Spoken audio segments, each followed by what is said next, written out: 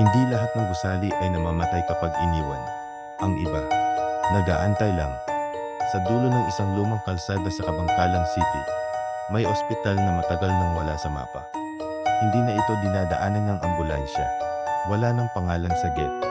Kinakalawang na ang bakal at halos matakpan na ng baging ang mga pader. Pero kahit ganoon, may mga taong nanunumpang sa gabi at may ilaw pa ring bukas sa loob. Walang record kung kailan eksaktong nagsara ang ospital. Ang alam lang ng mga taga roon, isang gabi, bigla na lang itong isinara. Walang seremonya, walang anunsyo. Kinabukasan, wala na ang mga doktor, wala na ang mga nurse, wala na ang mga pasyente. At higit sa lahat, walang paliwanag. Ang mga unang pumasok muli sa gusali ay mga scrap collector. Isa sa kanila ang nagsabing may narinig siyang monitor na tumutunog. Iyong mahabang beep na karaniwang hudyat ng kamatayan. Nang sundan niya ang tunog, nakita ron niya ang ICU. Malinis, may ilaw, at parang may katatapos lang gamitin.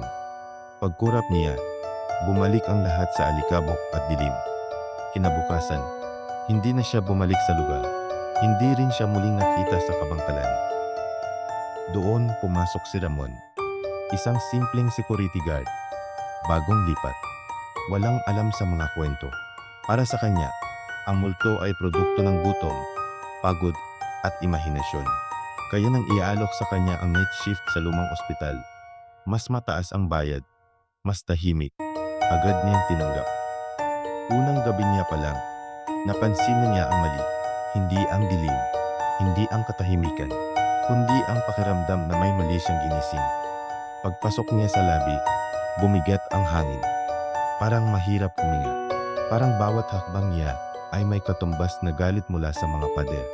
Ang flashlight niya ay tila mas mahina kaysa dati. At kahit saan niya itutok, may pakiramdam siyang may nakatago sa labas ng liwanag. Habang nag-iikot siya, may naamoy siya. Hindi amoy amag. Hindi amoy alikabok, amoy gamot. At sa ilalim nito, amoy dugo. Sa ikalawang palapag niya, unang narinig ang tunog ng pagbukas ng elevator. Nakita niya, ang elevator ay matagal nang sira at may tapa nga sa pinto. Sa loob, walang ilaw. Pero maraming bakas na paa sa alikabok papasok ang direksyon ng mga paa. Walang palabas na bakas. Hindi pumasok si Ramon. Isinara niya ang pinto. Pinili niyang manahimik. Pinili niyang huwag isipin. Pero ang lumang ospital, hindi pumapayag na balewalain siya. Sa mga sumunod na gabi, mas lumala ang lahat. May mga hallway na biglang umiinit.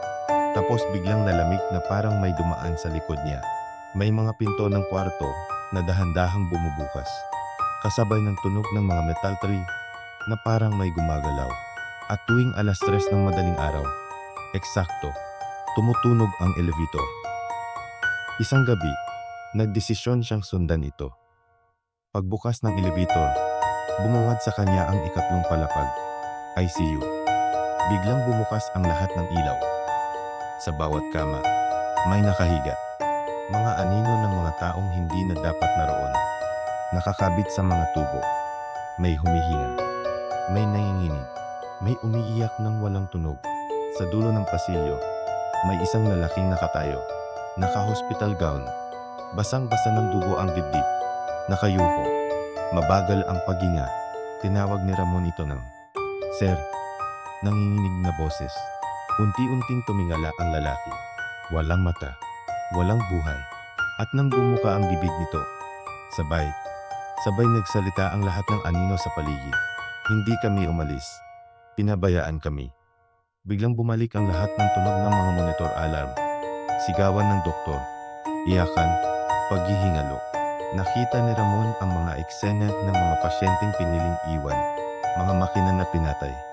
Mga pinto na isinara mula sa labas. Daling-daling tumakbo si Ramon. Sa bawat hagdan, may sumusunod. Hindi isa, hindi dalawa. Parang buong ospital ang humahabol ni Ramon. Mga yapak, mga ungol, mga kamay na humahawak sa balikat niya. Paglabas niya ng gusali, biglang tumahimik ang lahat. Kinabukasan, iniwan niya ang kabangkalan. Pero ang lumang ospital, hindi pa tapos.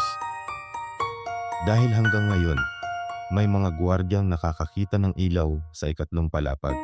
May elevator na tumutunog kahit walang kuryente. At kapag nadaanan mo ang lugar sa 3:00 ng madaling araw, makinig ka.